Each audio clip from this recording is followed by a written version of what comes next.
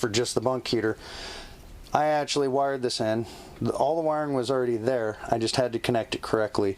So it has a fan mode for auto and on, cool off, gas heat, electric heat, high and low fan speeds. So the way this works is if I hook it to electric heat, and the heating element that I upgraded and put into here, which you can buy, you guys can always leave me a comment. I can give you the part number for it. It's not super expensive. It's about 125 bucks or so for it. It comes with this, the filter, the heating element, and the digital control module that goes up in there. But if the electric heat will not keep up with heating the trailer, it will swap to gas automatically. You'll get your automated switch over on your bunk heater and it will keep you warm. But what's nice about this is, well, batteries are dead in it. But what's nice about this is it is digital. I can set the temperature for the heat or the cool function, and it'll climate control out now. That was the only big thing I complained about, was this thing and fingerprints all the way around this for people trying to play with it. You can never really get the temperature perfect using these, and you can never get it perfect with the old manual heater control. So that is the first two things I actually upgraded on this trailer, so that way we could climatize things a lot smoother. We did put a hard cover over the bottles, the propane bottles. I did put a Stormbird Carlson trailer tray for generators, or an ice chest on the front. And I have a 3600 watt inverter generator on the front now. And I'll show that to you a little bit later. And then we took an old TV I had in storage from years ago, and I mounted that in here for the kids. So as far as upgrades, that's all that we've done really far. We did put a spare tire cover on it, and I did put the shocks on the front bed to make it to where it'd be easy to hold up, lift up, close down. And that worked out really good for a minute, until we had idiots in the trailer that are clumsy and lazy and don't pay attention. So yeah, we've mounted a knife tray over there, but other than that, we haven't modified anything. We haven't gone to a electric jack yet. We haven't gone to electric stabilizers. We haven't changed out flooring, cabinets, or anything else. So that's the generic thing. Eventually we will go to an electric tongue. I did reinforce the bed, and this is where we're going to get to kind of the bad. So the first time I used this trailer, we had just purchased it. I grabbed the kids. We were going to go to a camp. We actually left to go on a camping trip, and we get up to where we were at, and everything was fine, working flawlessly. We had a water regulator, pressure regulator on the water line. We're hooked up to power. We had our AC going, and it wasn't going to be until the next day that, my significant other was going to show up for the camping trip. Well, about 9:30 at night, the worst thing could happen. And we tested all the systems on the trailer before we left. We actually left the stuff hooked up for 2 days before we left. But we had the water pump start leaking in the trailer. And, we hadn't been in the trailer very much. We were setting up camp and hanging out and talking to people. And, just camping like normal people would, not being inside the trailer. And once I showered the kids, got them laid down, I turned off the TV, and I was just hanging out by myself. I started hearing the water pump run, and lo and behold, it was not a PEX line that leaked under the sink that was hooked to the pump. It was actually a standard hose that had PEX crimps on it that they didn't get tight enough. And the only way I found out was I heard the pump running and water came out around here. So I shut the pump off, had to dry everything out, open the windows. It was good and hot that day. But down under in here, you'll see a standard hose clamp. Right next to the two blue PEX lines, the cold lines, and that T is where it started leaking. And there's no way a PEX line could hold that because it's a soft line. PEX is hard, and it just never quite got the crimp it needed. So night one, kill the water, great, dry everything up. The next morning, go looking for hose clamps because it was the first trip out. We had tested everything, didn't think I was going to need tools, didn't bother throwing them in the truck, take off, go camping. Next day we spent 4 hours running around instead of camping to grab a hose clamp and a screwdriver because I was not going to drive back home.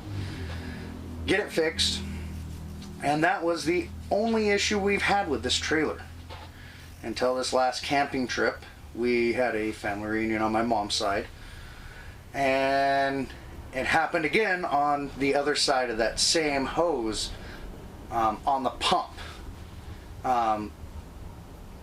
The PEX line, or the PEX crimp, failed to hold tension on that softer hose, and did the same thing, except for this time we had my mom, I think we had my aunt, and my significant other in here, and water was throughout the whole floor. I come in, and now I'm spending, I think I spent about 4 hours drying my trailer out. Luckily, again, middle of summer, hotter than anything. It was like 106 out.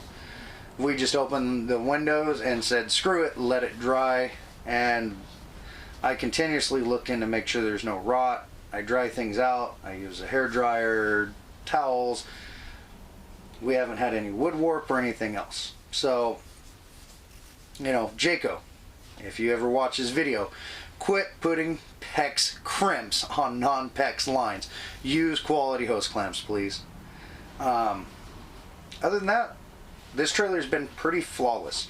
We haven't had any leaks yet, as far as water coming in through vents, windows, any of that. I mean, and we had one other little minor thing was once we'd use a trailer for 2 or 3 trips, the door here, right there, started getting hard to close. And I understand wood moves, trailers move, things flex, and you can always expect something to go a little wrong. And it got to the point where the door was extremely hard to close. And I took it over here. I live in the Valley of California. I purchased this trailer through Manteca Trailer. They are very knowledgeable, great people. I brought it in. It was a weekday or whatever. I was working a different work schedule, and I brought it in, showed them what was going on, and they said, hey, give us 4 or 5 hours. We're swamped. It was up against one of those big holiday weekends again, and they said, give us 4 or 5 hours. We'll get it done. We'll give you a ring. I literally went right around the corner with my kids, sat down to eat some food, and they called me up and said, your trailer's fixed. I went back, we went over what they did. They had to make a minor adjustment, and I've never had another problem since. So the Jayco units are a very good unit. I think they do very good quality. Where they do lack is fit and finish. And I can say this because, well, I've owned the trailer long enough. Nothing is perfect. And this is the thing, when we looked at even high-end units, Wildwoods, the Rockwood lights, you would find stuff that wasn't mounted square or straight.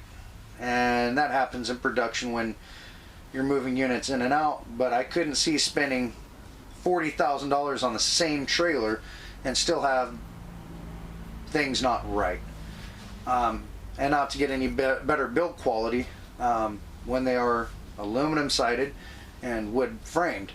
So that was a very, very hard thing to even begin to think about spending money on a more expensive trailer to get the same quality. Other than that, I've had no problems. One of the big complaints that I feel is there, and I understand that when you build a trailer to be half-ton towable, you kind of skimp on some quality items. So if you take a little bit of look, you have that for storage. That's it. It is a cabinet that goes all the way through, but they don't give you a door here. I don't know why. Not even on an upgraded version did we find a door. And there's that. Now, there's your storage. That little bit of storage, it's not very deep, as you can see. We barely fit a normal bowl in there. But we do load them up, and they do hang on the wall, and we don't have any problems with sagging, but it's not very much. Why couldn't we extend cabinets right here from Jayco, from there to there to there, to give more storage? Because that's not a whole lot of storage. Now, granted, you have storage right here. I know, trailer's dirty. It's been in storage for a couple months. We have storage there. A minute amount of storage under this couch, only right here, because your bunk heater is located underneath. That does turn into a bed. But that would be amazing to have this storage go to the end and there. That's an actual thing I'm going to look at doing in the future. You do get a standard refrigerator, and I had a coworker ask me this a while back when he was looking for a unit just like mine. Well, how much food does it hold? Well, we can do 4 days of camping. Actually, we can do longer than that. We do 9 days of camping for certain events, and we hold enough food in this refrigerator down here and this freezer here to feed 9 of us for 9 days. Not too bad. So no complaint there. As you can see, we've got our DVD player right there, whatever, and there is storage under this, but it's very hard to get to, and that little bit of storage right there. So there's not much storage in this trailer for what it can sleep. So really, cabinets right there would have really set this trailer away from everybody else. And right here is one of the build qualities that I really wish Jayco would have fixed. So as you can see, it's a flimsy piece of plywood with a couple of boards attached to it. We realized that moving around on this bed, it was very weak, so we put this bulkhead in and reinforced each side, see right there, with plywood to reinforce it. Now we took the shock off of it that we did install. We had dual shocks because between my significant other and a friend going in and out, they were putting pressure on one side, and actually before I reinforced this, they were moving the bed frame side to side, weakening it, and actually I had to reinforce it because it was getting weak and moving around. We put the shocks back in after I did the reinforcement, and of course Jayco, trying to keep things lightweight, where it hinges up front, started to pull away from the wall. So the next thing I'm going to do, I'm going to actually cut this bed board here, reinforce it to stay down, and just have this end flop up on one shock, reinforce the front where it did pull the screws through, because they use standard sheetrock screws to hold the hinges in place. We do have cabinets right here. There is a coat hanger, useless. We are going to actually put shelves in here, get rid of the coat hangers. Both sides are the same, and we've already decided we wanted shelves. I did not get the cabinet doors up there because it was going to hinder putting larger objects up on the top. I do keep like a light fishing jacket up there, full medical kit, and fishing poles up there, but that's mainly what we put up there is fishing gear. And we love that storage. We're happy that we never bought it with the cabinet doors. The slide up windows here, never had an issue with any of them. They work perfect. The stove is a manual light. Got to light these every time with a lighter. Not a big issue in all reality. You know, the microwave works great. We make popcorn in it once in a blue moon, but as you can see, we don't use a microwave very often. I think we used it when I was staying in it for work. Other than that, we don't use a microwave. We use the oven. We make cakes and cornbread, and it works amazing if you're not a technical guru that loves technology, because this won't tell you when it's hot and it won't tell you when it's reached temp.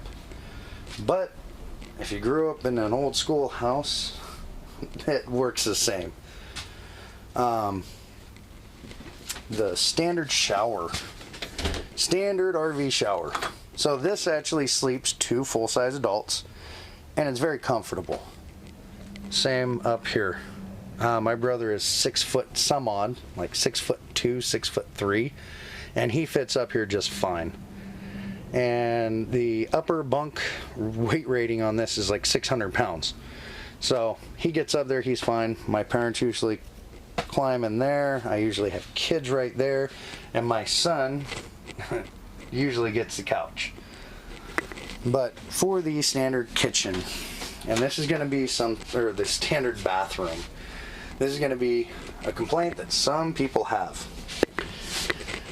Yes, that is a little bit amount of space they give you for a toilet. Not a whole lot of room. The shower's not bad. And of course, I live in spider heaven out here, so we have to clean out all the spiders every month. But, you know, the shower works. It's very small, not very convenient, but it works. The toilet works. It's a hand flush. Could use more room. Something we did do is we put towel holders in here, because nowhere in this trailer does it come with a towel holder. Again, one of those things, come on, think about it. You want to have towels hanging up somewhere. That's the only thing they give you right here, amazingly, is for a